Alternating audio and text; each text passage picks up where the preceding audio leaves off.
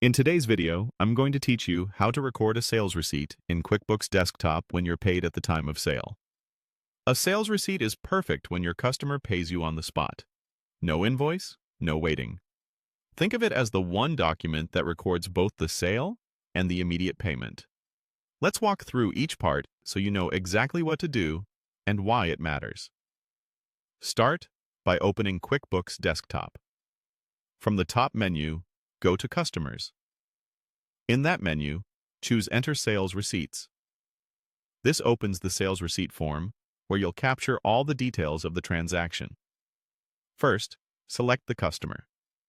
Choose the exact customer profile you're selling to, so your sales history and reporting stay accurate. If you use customer jobs or locations, make sure you're selecting the right one to keep your records organized. Next, choose the payment method.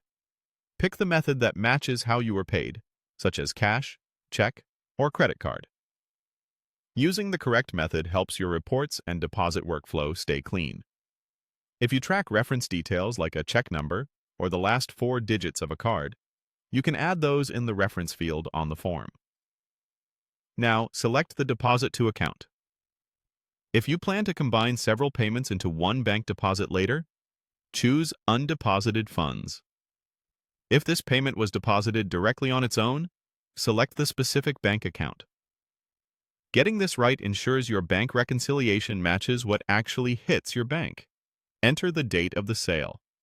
If you're recording the receipt after the fact, make sure it matches the actual day you were paid so your daily totals and tax reporting stay accurate. Add your items.